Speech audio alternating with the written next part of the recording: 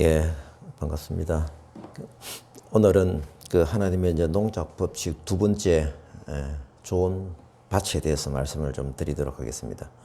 뭐 좋은 밭이라고 하면은 아마 뭐 누구든지 성경 씨 뿌리는 비유에서 말씀을 떠올릴 겁니다. 예, 오늘 그 말씀을 읽도록 하겠습니다. 마가복음 4장 3절에서 20절 말씀입니다.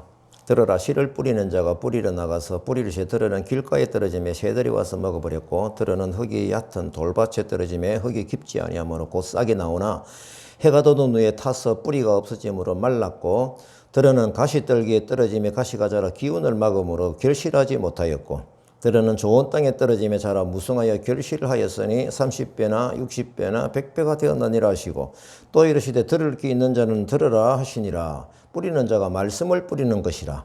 말씀이 길가에 뿌려졌다는 것은 사탄이 적시 와서 그들에게 뿌리진 말씀을 빼앗는 것이고, 돌밭에 뿌려졌다는 것은 말씀을 들을 때 적시 기쁨으로 받으나 환난이나 박해가 일어나는 때에는 곧 넘어지는 자요.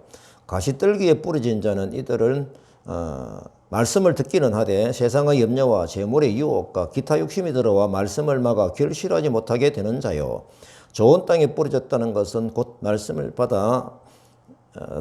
듣고 받아 30배나 60배나 100배의 결실을 하는 자니라. 아멘. 네. 지난주에 그 종자에 대해서 말씀을 드렸고, 이 두 번째 이제 연결되어진 밭에 대해서 말씀을 좀 드리고자 합니다. 이 밭에 대한 부분은 뭐 제가 생각하는 제 생각을 말씀드리는 것이 아니고, 성경에 나오는 말씀을 가지고 우리가 이게 무슨 뜻인가라고 깨닫는 그런 마음이 있어야 될 것 같습니다. 종자가 중요하냐, 밭이 중요하냐, 어떻습니까? 둘 다 필수적으로 중요하죠. 필수적입니다. 앞에 뭐 100점 받아가지고 뒤에 뭐 50점 받아가지고 평균 75점 이런 개념이 아니에요.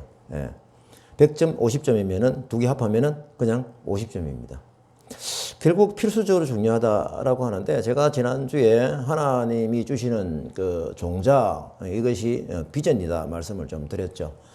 제가 이전에 이 설교를 한번 했을 때 설교를 듣던 그 가수원을 하는 한 집사님이 저에게 요청을 했습니다. 그때 제가 집사였나요? 종자를 얘기했으니까 이제는 밭을 얘기해 주십시오. 그 농사를 짓는 친구니까 이게 연결선상에서 그렇게 요구를 한 것입니다. 제가 생각해보니까 맞아요. 그래서 제가 이 밭의 내용으로 준비했었습니다. 물론 지금까지는 많은 업그레이드가 됐죠. 이제 좋은 씨앗을 준비했으니 더욱더 중요한 것은 밭이 중요해집니다. 다 같이 50점이면 평균 50점은 억울하지 않죠. 근데 100점을 받았는데 밭 때문에 50점이다라고 하면 참 억울하잖아요. 오늘 읽은 본문은 그 밭을 얘기하고 있습니다. 열매를 맺는 때까지 밭도 좋아야 한다. 당연한 얘기죠. 여기서는 이미 좋은 씨앗을 전제로 합니다. 좋은 씨앗을 이미 딱 튼튼한 종자를 준비했다라는 전제를 하고 이 밭의 문제만을 가지고 우리가 한번 생각을 해보자라는 겁니다. 오늘 읽은 말씀 중에 보니까 기본적으로 밭의 종류가 이것은 몇 가지 나옵니까? 예, 네 가지입니다. 네 가지. 예, 어려운 질문 절대 안 합니다. 예. 근데 네 가지 중에서 압축하면은 두 가지예요. 뭡니까? 좋은 밭과 좋지 않은 밭. 그쵸? 야, 이 대답 잘하네요. 그냥 응답이 앞에 서니까 제가 간해가 됩니다. 결국 우리가 목적은 뭡니까? 좋은 밭이 목적이 아니고 결실이죠. 그죠? 열매를 맺어야 되는 그게 그 과정 중에서 좋은 밭이 필요한데, 좋지 않은 밭이 세 가지 사례가 있는 거예요. 그럼 세 가지 사례에서 주는 그 밭의 의미가 뭐냐라는 것을 일단 생각해 보십시다. 길가라는 뜻이 뭘까요? 이제 말씀이 뿌려지긴 해도 길가니까 뭐 아예 틈이 들어가지도 않죠. 결국 뭐냐면 악한 생각이 지배를 받는 사람에 한해서입니다. 무감각이죠. 아무 생각이 없죠. 들어도 튕겨나가요. 예, 이런 사람들이 보아도 보지도 못하고, 이런 부분들이 사람이 바로 길가에 있는 심령이다라고 그런 해석을 할 수 있죠. 이건 제 해석이 아니고 성경이 그렇게 해석이 되어 있습니다. 그 다음에 돌밭이 뭡니까? 각종 염려의 부분이죠. 그러니까 씨를 뿌려져 가지고 자라긴 자라는데 이 돌 때문에 뿌리가 뻗지 못하는 거죠. 당연한 얘기인데, 그게 영적으로 해석하면은, 염려가 내 마음을 지배하고 있으면은 하나님의 말씀이 뿌려져도 자라지 못하는구나. 뿌리를 조금 내려가다가도 그만두겠구나. 좋은 결실을 맺지 못하겠구나라는 그런 뜻입니다. 그러면 또 가시덤불은 뭘까요? 조금 다르죠. 자라다가 뭡니까? 이 잎이 나와가지고 올라가려고 그러는데 가시덤불 때문에 더 이상 올라갈 수가 없는 거예요. 이것을 성경에서 유혹이다라고 합니다. 그러니까 좋은 씨앗이 비전을 받고 말씀을 받고 생명 있는 말씀 받고 살아가더라도 살아서 움직이는 것 같은데 결국은 돌과 가시에 의해서 결실하지 못한다라는 겁니다. 그럼 이 지정은 뭘까요? 좋은 밭을 만들어 가라는 메시지입니다. 무엇을 위해서? 받은 비전이 결실하기까지 자라게 하려는 하나님의 뜻이 여기에 들어있는 것이죠. 그래서 비전을 받은 우리는 좋은 밭을 만들기 위해서 계속적으로 돌과 가시를 걷어내어야 한다. 이게 중요합니다. 저는 이전에 이 말씀을 처음 들었을 때는요, 좋은 밭은 항상 좋은 밭으로 알았고요, 돌밭은 항상 돌밭인 줄 알았어요. 그러니까 저는 어디에 속하겠습니까? 제 스스로. 나는 항상 좋은 밭이라고 생각을 한 거예요. 당연하게 생각을 했었는데, 그래서 조금 이제 성경을 깊이 보면 볼수록, 그게 아니구나라는 겁니다. 결국 하나님의 원하는 뜻은 뭡니까? 항상 좋은 밭이 아니라 좋은 밭을 만들어 가라는 뜻이 여기에 있는 것이죠. 그럼 돌을 걷어내야 되고 가시를 걷어내야 되죠. 이 내용은 하나도 사실 어렵지 않습니다. 하지만 실제로 나의 삶에 이것을 적용시키는 부분은 매우 어렵습니다. 인정하시죠? 그러면은 우리가 이 부분을 볼 때 이걸 막 이론적으로 학문적으로 막 분석해가지고 철학적으로 설명하고 하면은 머리만 복잡해져요. 다 알고 있는 건데 뭐 이렇게 깊이까지 갈 거 없잖아요. 그러면은 어떤 부분이 중요할까 제가 생각해 보니까 성경상에서 이런 삶을 산 사람이 누구일까를 생각해내서 그 사람의 삶을 한번 차라리 살펴보는 것이 훨씬 우리들에게 적용하기가 좋은 사례가 되겠다라고 생각을 합니다. 누가 떠오릅니까? 여러분들은 누가 떠올라요? 이건 답을 내기가 뭐 정답은 없습니다. 해답은 있을 수밖에 있겠죠. 제가 볼 때는 요셉인 것 같아요. 요셉의 삶을 쭉 보면은 참 이런 어떤 그 좋은 밭에 대한, 그러니까 가시를 걷어내고 돌을 걷어내고 좋은 밭을 유지해서 결실을 만들기까지 살아간 삶, 그 사람의 모델적인 삶이 바로 요셉이다라는 저는 생각을, 제 입장에서 생각을 해봤습니다. 그래서 오늘 이 요셉의 사람, 요셉을 한번 좀 성경적으로 쭉 보면서 어떤 내용을 보고 우리가 좋은 밭을 만들어 가야 되는, 오늘 누가 보입니까? 마가복음 4장 3절 20절 말씀을 배경을 가지고 한번 적용을 해보자라고 하는 겁니다. 요셉은 꿈의 사람이었죠. 그러니까 뭡니까? 하나님께서 좋은 종자를 받은 거예요. 비전을 받은 거죠. 그리고 막 자기 자랑을 많이 했죠. 하나님께 주신 꿈이 있다고. 이때가 나이가 한 17세 정도였는데 이제 시련이 시작이 된 거죠. 어떻게 보면 요셉의 삶은 파란만장한 삶을 살았던 것을 우리가 알 수 있습니다. 한번 살펴봅니다. 그가 받은 꿈, 하나님의 복으로 잘 결실하는 삶을 살아가고 싶죠. 그 과정에서 고난과 역경 속에서 승리한 복의 삶, 요셉의 삶인 것입니다. 자, 그러면은 요셉이 어떻게 돌을 걷어내었는지, 또 위험한 순간에 어떻게 유혹을 이겨내었는지, 그래서 좋은 밭의 열매가 뭐로 결실로 이루어졌는지 오늘 이야기식으로 우리가 성경을 보면서 한번 살펴보도록 하겠습니다. 창세기 37장부터 요셉의 이야기가 나오더라고요. 자, 봅니다. 37장 3절 4절에 보면은 요셉의 어릴 때 상황입니다. 요셉은 노년에 얻은 아들이므로, 요셉 아버지 누구죠? 야곱이죠. 맞습니까? 이스라엘은 야곱의 이름입니다. 여러 아들들보다 그를 더 사랑한다. 그를 위하여 채식을 지었더니 그의 형들이 아버지가 형들보다 그를 더 사랑하는 걸 보고 그를 미워하여 그에게 편안하게 말할 수 없었더라. 이 야곱이 늦은 나이에 자기 사랑하는 라헬이죠. 라헬을 통해서 드디어 아기를 낳으니까 얼마나 기쁘겠어요. 그러다 보니까 이 아들 간의 편차의 사랑을 보여준 거예요. 다른 아들보다 그를 더 사랑한 것이죠. 그래서 그 형들은 뭡니까? 시기하고 질투할 수밖에 없죠. 미워하죠. 그게 컸어요. 그러다가 이 요셉은 자기 또 꿈을 얘기하는데 보니까 형이 또 시기 질투하는 그런 상황이 되었었죠. 그래서 결국은 들판에 일하던 형들에게 심부름을 간 요셉, 이제 형들이 볼 때 요셉을 바라볼 때 뭡니까? 아버지가 옆에 없고 들판이잖아요. 남들 보는 눈이 없어요. 자기들만 있잖아요. 기회가 왔다. 그래서 죽이려고 하다가 형제들이 뜻이 다 합치가 되지 않아서 이집트 상인에게 노예를 팔아버렸죠. 한편 이 상인들은 누구에게 이집트 땅의 보디발, 보니까 경호대장이더라고요. 그날에 굉장히 막강한 사람이죠. 바로 왕의 신하인 경호대장인 보디발에게 이 요셉을 종으로 팔아버린 것입니다. 자, 요셉이 살면 그때 어떤 생각을 하고 있을까요? 하나님께 주신 꿈이 워낙 크고 선명했는데 지금 현재 이 상황을 볼 때 전혀 격이 안 맞는 겁니다. 얼마나 이게 참 혼란스러웠을까요? 예. 근데 이 요셉은 자기 형이 저기를 팔았을 때 이 신앙적인 마음이 어땠을까라고 보면 그 이후에 형들을 만났을 때 한 얘기를 보게 되면은 하나님을 원망한 삶이 아니었던 것을 우리는 분명히 알 수가 있습니다. 이것이 이제 제가 보니까 요셉이 첫 번째 당하는 고난인 것 같아요. 자기 신세가 너무 힘들었지만 아브라함 할아버지를 통해서 복이 흘러왔기 때문에 그 복의 정체성의 삶을 뚜렷하게 생각을 했기 때문에 하나님을 원망하지 않았던 것입니다. 그럼 성경을 우리 확인을 해봅니다. 이 나중 얘기긴 한데 자기를 판 형제들이 자기 앞에 무릎을 꿇고 앉았을 때 어떻게 얘기를 했습니까? 요 39장 2절부터 3절 봅니다. 여호와께서 요셉과 함께 하심으로 그가 형통한 자가 되어 그의 주인 애굽의 사람 집에 있으니 그의 주인이 여호와께서 그와 함께 하심을 보며 또 여호와께서 그의 범사에 형통하게 하심을 보았더라. 이것이 일반적인 요셉의 상황이었습니다. 팔려온 것은 현실인데 사실은 뭡니까? 하나님의 축복 속에 있다라는 겁니다. 그러면은 지금 현재 이런 상황을 볼 때 그 형들하고의 어떤 이 고난에서 나중에 보면은 형들을 원망하지 않고 하나님께서 이미 나를 이쪽에 보내셨다라는 얘기를 하는 걸 볼 때 이 상황을 원망한 요셉이 아니었다라는 것을 우리가 볼 수가 있는 것입니다. 자, 이제 요셉에게 이제 두 번째 고난이 왔죠. 보디발의 집에 있을 때에 어떻습니까? 요셉이 6절, 7절에 보면 용모가 빼어나고 아름다웠더라 이렇게 나옵니다. 그러니까 그 주인의 아내, 보디발의 아내가 요셉에게 계속 유혹을 합니다. 눈짓을 보내고 결국은 동침하자고 요청을 하기까지 갑니다.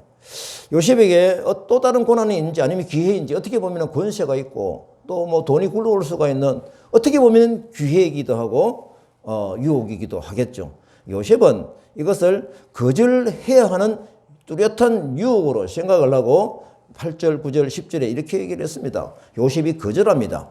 내 주인이 금한 것은 당신뿐이다. 그런즉 내가 어찌 이 큰 악을 행하여 하나님께 죄를 지으리까? 제가 함도합니다. 그런즉 내가 어찌 이 큰 악을 행하여 하나님께 죄를 지으리까? 뚜렷한 요셉의 믿음, 신앙관이 들어있는 것을 볼 수가 있습니다. 여인이 또 보면은 가만두지 않습니다. 날마다 요셉에게 청하였으니 요셉이 듣지 아니하여 함께 있지도 아니하다. 아예 근거 자체를 없애버리는 그런 요셉의 행동을 보게 됩니다. 어떻게 보면은 참 종의 신분으로 참 처량한데 어떻게 보면은 기회로 잡을 수 있는 또 종의 신분에서 탈출할 수 있는 유혹임에도 불구하고 또 청년이지 않습니까? 얼마나 매우 달콤한 유혹일까요? 그래서 이 요셉은 이 유혹을 이겨나가는 정도가 아니라 아예 이 유혹에서 뭡니까? 멀리 도망가고 있었던 것입니다. 이유가 아까 말씀드렸죠. 제가 어떻게 그 악한 죄를 저질러 하나님께 죄를 짓겠습니까? 라는 이 믿음관 때문입니다. 결국 주인 여자가 어떻게 했습니까? 39장 14절부터 쭉 내용이 나옵니다. 거기 보면 한번 이런 일이 또 있었어요. 그 여인이 집 사람들을 불러가지고 그가 나와 동침하고자 내게로 들어오므로 내가 크게 소리 질렀더니 그의 옷을 내게 버리고 도망하여 나갔다. 자기 주인이 집으로 오기를 기다려가지고 보디발 오기를 기다렸죠. 그에게 뭐라고 고소를 합니까? 히브리 종이 나를 희롱하려고 내게로 들어와서 뭐로 내가 소리 질러서 옷을 버리고 도망갔다. 그 주인이 이 말을 들으니까 심히 신경질이 나죠. 예, 그래서 당장 그를 옥에 잡아 가두었다. 이렇게 기록이 됩니다. 살펴보니까 이 요셉이 가두어진 감옥이 왕의 제수를 가두는 곳이었더라. 이렇게 갇히게 됩니다. 그러면 때 요셉은 충분하게 하나님을 원망할 수가 있겠죠. 억울하잖아요.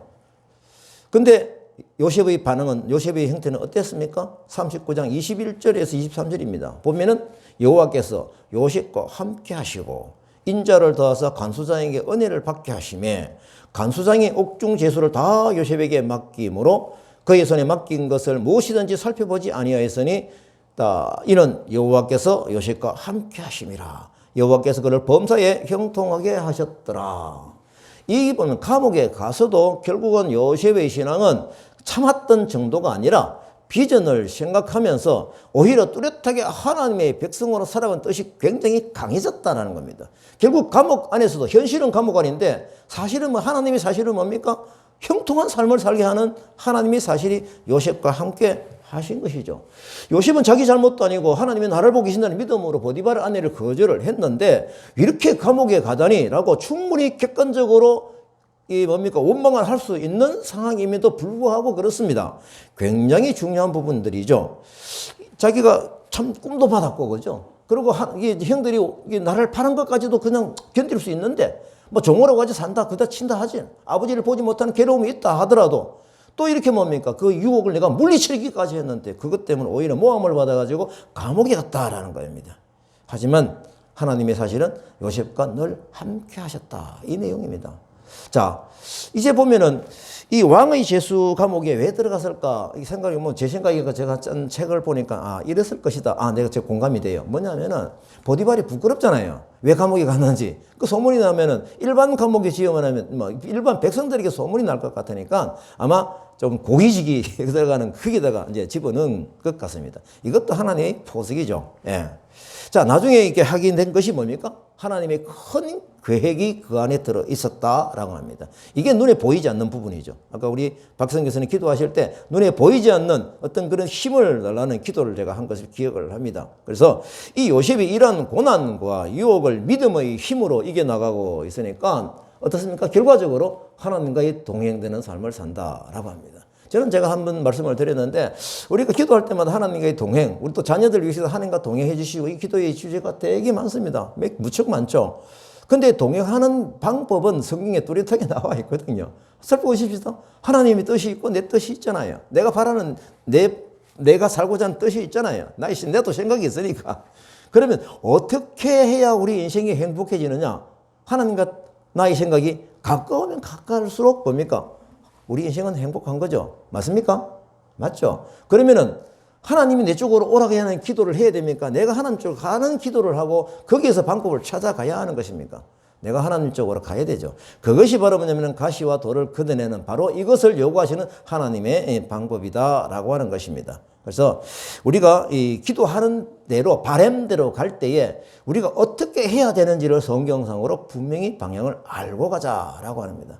제가 이 말씀을 드리면서 사실 이 속마음이 뭘까요? 다 아시겠지만은 하나님과 함께 하심, 하나님과 함께 동행하는 방법을 아는 것이 지혜입니다. 이것을 신뢰하는 것이 믿음입니다. 이 형통함을 누리는 것이 진정한 복입니다. 그래서 이 복의 정체가 뭡니까? 하나님의 약속이, 하나님의 뜻이 나를 통해서 흘러가는 그 삶 자체가 그 한 걸음 한 걸음이 복인 거죠. 그러니까 요셉이 지금 팔려와도 복인 거고요. 감옥에 들어가도 하나님의 복이 임하는 그런 삶 아닙니까? 뚜렷하게 이 요셉의 삶을 통해서 우리가 배울 수가 있습니다. 경제적인 것, 공부, 건강, 이 넉넉함, 이런 부분에 대해 우리가 참 바라고 있죠. 이건 따라오는 복입니다. 하나님께서 우리의 삶을 동행한다, 살아갈 때는 결국은 하나님의 주시는 지혜와 성령의 힘으로 살아가는 것이 동행이다 라고 하는 것입니다. 요셉은 지금 고난이 어떻습니까? 하나님의 받은 꿈의 힘, 이 두 가지가 누가 이기고 있다는 겁니까? 하나님이 받은 비전인 꿈의 힘이 이기고 있다라고 하는 것이죠. 자, 이제 요셉이 이제 겪은 또 다른 이제 기회이면서 고통이 또 있습니다. 지금 아까 말씀드린 대로 왕의 관원들이 갇히는 그 감옥에 보니까 40장 1절부터 쭉 12절까지입니까? 23절까지네요. 이 속도가 좀 길긴 한데요. 이건 제가 한번 보겠습니다. 그냥 굵은 글씨로 제가 읽겠습니다. 그 후는 언제입니까? 요셉이 어느 정도 감옥 속에서 쭉 지내고 있다가 이 기간은 잘 몰라요. 애굽 왕의 술 맡은 자, 떡 굽은 자가 그들의 주인 애굽에게 범죄해가지고 감옥에 갇혔어요. 갇히다 보니까 요셉이 있는 방에 들어오게 된 거예요. 그래서 왕의 술 맡은 자, 떡 맡은 자가 하루에 꿈을 꿨는데 동시에 꿈을 꿨습니다. 그 내용이 다른 거예요. 그래서 어떻게 보는데 얼굴빛이 심각해요. 그래서 요셉이 질문을 합니다. 어떻게 얼굴빛이 근심이 많습니까? 라고 물으니까 그들이 꿈을 꿨는데 이게 어떻게 되는지 해석이 안 된다.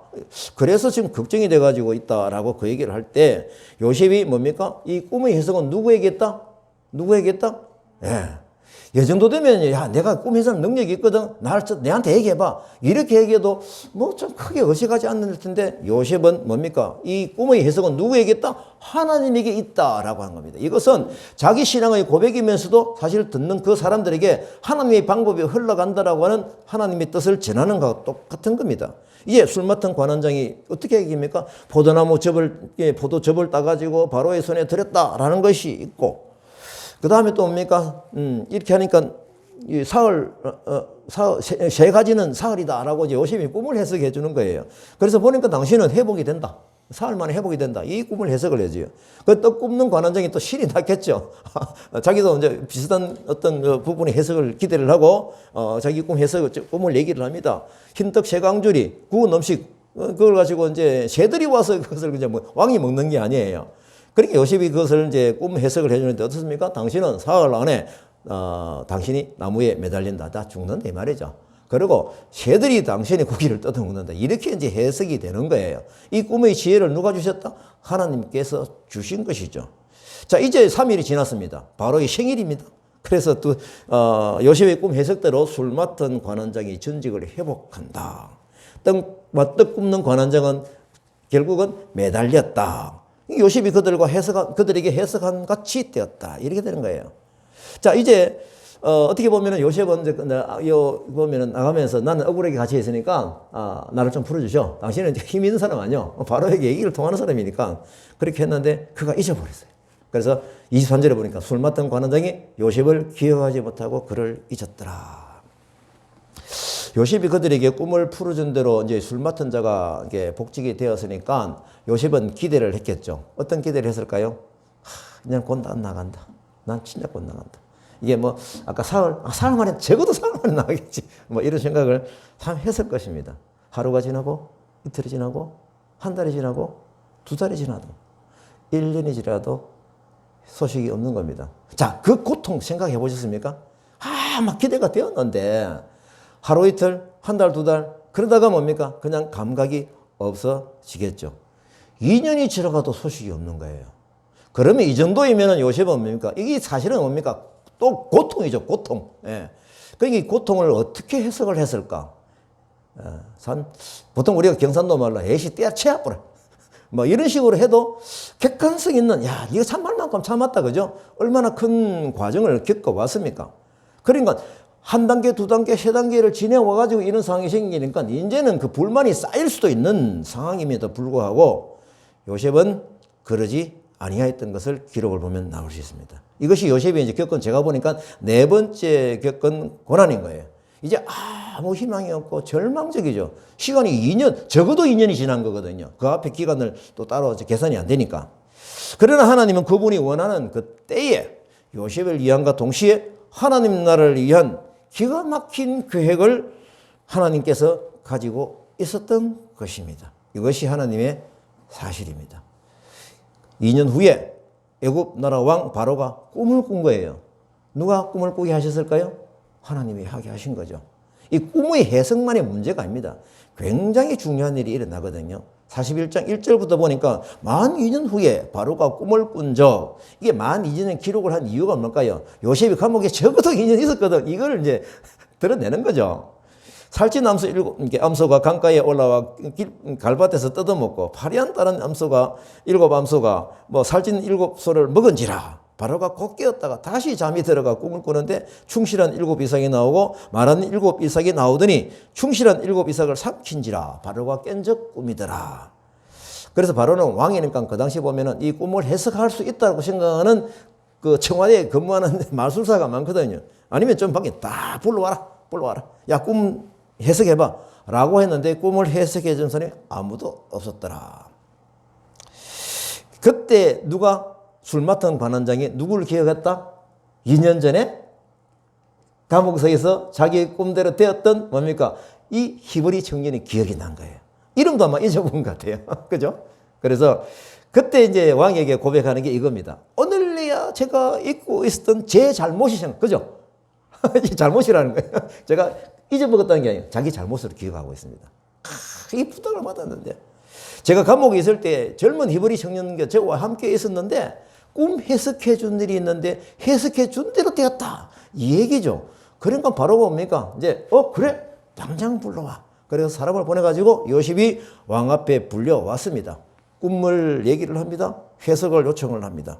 이때 요셉이 하는 말을 보십시오. 제가 꿈을 해석하는 것이 아니라 누가? 하나님께서 바로에게 평안한 대답을 주실 것입니다. 이렇게 고백하는 거죠. 정말 대단해요. 정말 대단해요. 잊어버릴 수도 있고 너무 원망스러우니까요. 그래서 자기 능력도 왕 앞에 가가지고 좀 과시하고 싶은 마음이 있을 텐데 철저하게 하나님께 온전한 영광을 돌렸던 것입니다. 그래서 그가 꿈을 해석해 주는 대로 어떻게 해석해 줬습니까? 앞으로 7년 동안 풍년이 있고 또 앞으로 또 7년, 그 다음 7년 동안에 흉년이 있을 것인데 41장 33절부터 쭉 46절까지 이제 하나님 주신 지혜를 가지고 바로에게 요청을 합니다. 그래서 바로 왕이시여 명철하고 지혜 있는 사람을 택하시고 7해 풍년 동안에는 곡식을 저장하고 앞으로 7년 동안은 흉년을 준비를 해라. 이렇게 이제 하는 거죠. 그래서 바로와 그 신하가 뭐라고 합니까? 이와 같은 일을 하나님의 영에 감동된 사람은 우리가 어찌 여기서 참 중요한 게 38절에 보게 되면은 만약에 요셉이 하나님을 얘기하지 않고 자기 해석으로 예를 들어서 하나님 얘기하지 않고 그냥 내가 하는 거거든 그 얘기하지 않더라도 꿈을 해석하면은 왕이 어떻게 받아들일 거예요? 와, 요셉. 그러면 이와 같이 하나님에게 감동된 사람은 이 말을 할 수 있었을까요? 분명히 요셉은 왕에게 이 모든 것이 하나님의 뜻에 의해서 움직여 있다는 것을 그걸 얘기를 한 것이죠. 뚜렷하게 복음을 전한 것입니다. 그래서 우리가 어떻게 찾겠느냐? 너와 같이 명철하고 지혜 있는 자가 없지 않느냐? 내 집을 다스리라. 그래서 온 땅의 총리가 되게 하고 요셉이 애굽 왕 바로 앞에 설 때에 30세라. 대단하죠. 그러니까 지금 17세쯤에 이렇게 좀 나와가지고 발려가고 쭉 했다고 그러면 13년 정도 이렇게 환난과 고난과 유혹과 역경은 고통을 당한 삶이었던 것입니다. 그러면은 이 요셉은 17년 동안 어땠나요? 오늘 우리가 좋은 밭에 대해서 좋지 않은 밭을 좋은 밭으로 만들어 가야 된다는 그런 메시지성으로 볼 때에 17년 동안 어떻게 했다? 돌을 걷어내고 가시를 걷어내고 그렇죠? 고통을 믿음으로 이겨나가고 이런 삶을 요셉은 살았던 것입니다. 여기서 30세라고 하니까 저것도 강조를 좀 하잖아요. 그죠? 네, 강조를 하는데 왜 이게 강조가 됐을까? 저는 잘 모르는데 주석을 보니까 애굽 나라에서 그 관직을 하려고 그러면은 나이가 30이 돼야 된다라는 그런 말을 하는 거예요. 그러면 참 하나님의 뜻은 신묘막측하다. 좋습니다. 자, 제가 지금 하나님의 농작법칙 두 번째 좋은 밭에 대해서 말씀을 드리고 있는 것 알고 계시죠? 받은 비전이 있기 때문에 이게 더욱더 중요한 것입니다. 그래서 요셉은 어떻게 돌과 가시를 걷어내며 좋은 밭을 어떻게 지속적으로 만들어 갔는지 그 과정을 한번 생각을 해 보십시다. 형을 충분히 죽을 수 있는 이 시점은 벌벌 떠는 행위에도 그렇게 고백을 나중에 45장 보면은 하거든요. 결국은 뭐냐? 5절에 보게 되면 하나님이 생명을 구원하시려고 나를 당신보다 먼저 보냈다. 곡식을 구하러 온 형제들에게, 자기를 판 형제들에게. 그래서 17년 동안 정말 고생하게 만든 그런 형들 앞에서 이 얘기를 하는 것입니다. 굉장히 훌륭한 고백이죠. 그래서 8절에 보니까 그런즉 나를 이리로 보낸 이는 당신들이 아니요 하나님이시라. 이렇게 볼 때 아까 제일 처음 말씀드렸던 그 고난을 이겨나갔던 그 배경이 뭘까요? 형들이 나를 팔았지만 형들을 원망을 하지 않았다라고 저는 하나님 이 말씀을 통해서 알 수가 있는 것입니다. 궁극적으로 굉장히 그 긴 기간 동안에 고난과 고통을 당하면서 하나님의 방법으로 이겨간 요셉의 삶이 결국은 좋은 밭과 좋지 않은 밭에서 열매를 맺게 되는 굉장히 귀한 요셉의 삶을 우리가 볼 수가 있습니다. 성경을 보니까 정말 요셉은 하나님을 원망하는 그런 기사가 하나도 없는 거예요. 그래서 하나님께서 늘 하나님 요셉과 동행하시고 함께 하시고 자비를 베풀고 지혜를 주시고 이 삶이 복된 삶이다. 형식적으로는 외형적으로는 고난을 받고 있는 과정이 있지만 하나님의 방법이 지혜가 흘러간다면 복된 삶이죠. 이게 참 복이라 하는 것입니다. 그래서 이제 우리가 오늘 이 말씀을 볼 때 우리가 이제 생각하고 싶은 부분이 또 하나가 있는 거예요. 그 중요한 것은 뭐냐면은 이 요셉은 결국 아브라함을 통해서 흘러온 복이 또 야곱을 통해서 흘러온 복이 자기를 통해서 흘러가는 그 선의 흐름을 알고 있는 거예요. 자, 그러면은 우리가 이 복된 삶이 우리에게도 적용이 되는가, 그것이 중요하지 않습니까? 그래서 성경 한 군데를 보니까 갈라디아서 3장 29절, 제가 늘 적용 많이 하는 말씀입니다. 너희가 그리스도의 것이면 곧 아브라함의 자손이요 약속대로 유업을 이을 자다. 이 말씀을 보면은 뭡니까? 지금 요셉이 뚜렷하게 붙잡고 있었던 그 비전의 힘, 종자의 힘이 우리에게도 지금 흘러오고 있다는 그런 선의 연장선에서 우리가 지금 있는 거예요. 이 약속이 지금 실시간으로 우리에게 이루어지고 있습니다. 자, 그러니까 요셉의 삶이 어떤 이전 과거의 삶으로서 쭉 역사책에 묻혀져 있는 먼지를 틀고 볼 수 있는 그런 내용이 아니라 실시간으로 생방송으로 나의 삶이도 진행이 되고 있구나. 그러면 나는 지금 요셉의 17년, 아니 30년 삶 중에서 내가 어느 지점에 있는지를 한번 생각해 보면은 우리가 영적으로 회복되어지는 큰 기회가 될 것이다 라고 합니다. 그래서 결국은 이 요셉의 좋은 밭의 교훈을 깊이 좀 봐야 되는 것이 좋은 결실을 위해서이죠. 자, 제가 이제 중요한 질문 하나 좀 드리도록 하겠습니다. 이거 진짜 중요한 질문인데요. 우리가 잘못 해석할 수가 있는 부분이 있어서 그렇습니다. 자, 그러면 요셉의 삶 중에서 진정한 승리의 삶은 언제입니까? 생각해 보십시다. 언제 우리가 영화를 딱 봤을 때 박수를 치느냐 이 말입니다. 어느 시점이 우리가 정말 속이 시원한 그거일까요? 이건 우리가 속이 시원한 부분은 언제일까요? 총리 대신이 되었잖아요. 이국땅에서 30대 때. 아마 그때 막 박수를 치면 환호를 할 겁니다. 요셉이 아니라 그게 만약에 나의 삶으로 동화되어진다면 더 그렇겠죠. 신앙이 어릴수록 저는 요셉이 총리가 되었을 때라고 생각을 한다라는 깨달음이 있습니다. 이게 인본주의적인 시각이죠. 자, 하나님 입장에서 보십시다. 형들이 자신이 이제 팔았어요. 그럼에도 불구하고 뭡니까? 하나님을 원망하지 않아요. 하나님이 얼마나 기뻐하실까요? 우리는 이때에 박수를 치는 겁니다. 맞죠? 또 보디발의 아내 유혹을 막 걷어찰 때 하나님이 기뻐하십니다. 그래서 이때 또 두 번째 박수치는 포인트인 겁니다. 또 어떨까요? 억울하게 감옥에 갇혔어요. 언제 원망할 만한데 하나님을 원망하지 않냐고 나아갈 때 이때 또 우리는 박수를 쳐야 되는 것이죠. 또 오랫동안 억울한 감옥살이를 하면서 기회가 왔다고 봤는데 보니까 곧 풀려날 줄 알았는데 하루가 지나도 한 달이 지나도 소식이 없을 때 그럼에도 불구하고 요셉은 하나님의 기대를 잃지 아니하고 하루하루를 믿음으로 아마 기도하면서 이거 나갔겠죠. 안 그러면 어떻게 그걸 견디겠습니까? 뚜렷한 하나님 주시는 그 꿈을 생각하고 조상을 통해서 아버지를 할아버지를 통해서 들었던 그 역사를 기억하면서 이겨 나갔겠죠. 우리는 이때는 기립박수를 쳐야 된다. 그전 그렇게 생각을 합니다.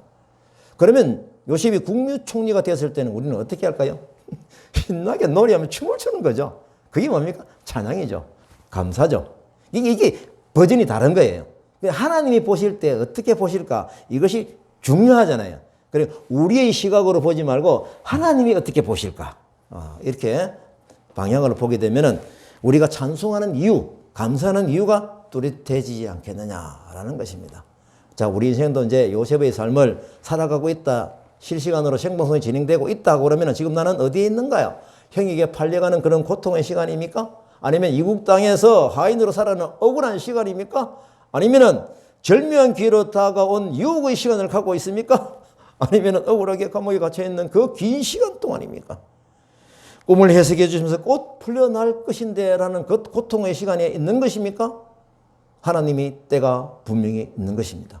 어떻게 보면 30대에 국무총리가 되었으니까 그만큼 시간이 필요한 것이죠.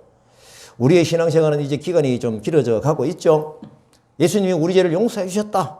이 은혜에만 붙들려 있을 수는 없는 것입니다.